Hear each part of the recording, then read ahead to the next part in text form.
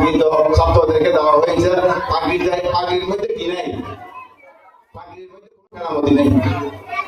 পাগড়িতে কোনো কেরামতি, খেলার মধ্যে সব কলবে। তুমি যদি বলো যে পাগড়ির মধ্যে কেরামতি আছে, তাহলে হবে না। তোমার কলব যখন সুন্দর হয়ে যাবে, তোমার পাগড়ির মধ্যে নূর চলে আসবে।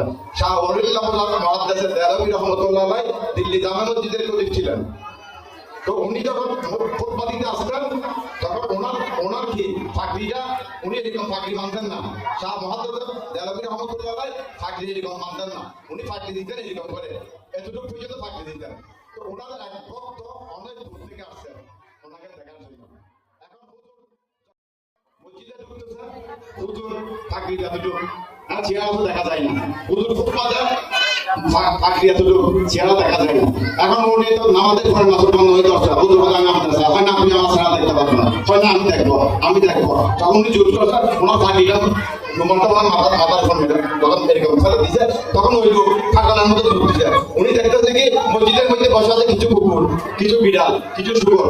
কারণ তখন যারা ইংরেজদের আন্ডারে যারা চাকরি করতো, ওরা জুমার নামাজ পড়তে আসছে কোথায়? ওই মসজিদে।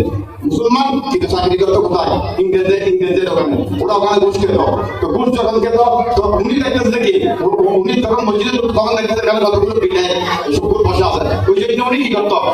মাথাটা এতটুকু দেখে রাখতো। তো এটা হচ্ছে কি, তো ওনার চাকরির মধ্যে কি কেরামতি ছিল?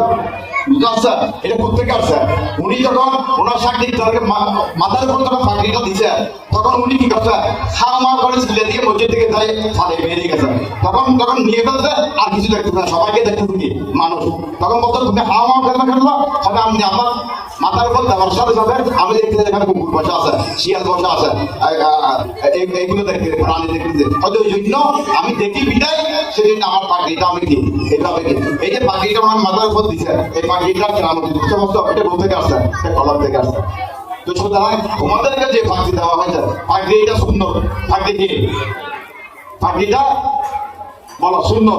পাখি তো সবাই করে, হিন্দুরা করে না, বিদর্মীরা করে। পাখি এটা সংস্কৃতি, এটা ইসলামিক সংস্কৃতির মধ্যে আছে। পাখিটা এটা বিদর্মী সংস্কৃতির মধ্যে আছে, এটা পাদ্রীর মধ্যে সংস্কৃতির মধ্যে আছে। কিন্তু পাখির ভিন্নতা রক্ষা করতে হবে কলম দিয়ে। পাখির ভিন্নতা যদি তুমি রক্ষা করতে পারো, তাহলে তুমি তোমার কলমকে সংশোধন করতে হবে। তুমি যদি তখন পর্যন্ত তুমি কলমকে সংশোধন করতে পারবো না, কোনোদিন তুমি পাখি তোমাকে কোনো কাজ দেবে না, কোনো কিছু দেবে না। সুতরাং আমি আফ্রিকায় করলাম না, অনেক দেরি হয়ে গেছে। তোমাদের কাছে সবার কাছ থেকে আমি বিদায় নিচ্ছি। আসসালামু আলাইকুম ওয়া রাহমাতুল্লাহি ওয়া বারাকাতুহু।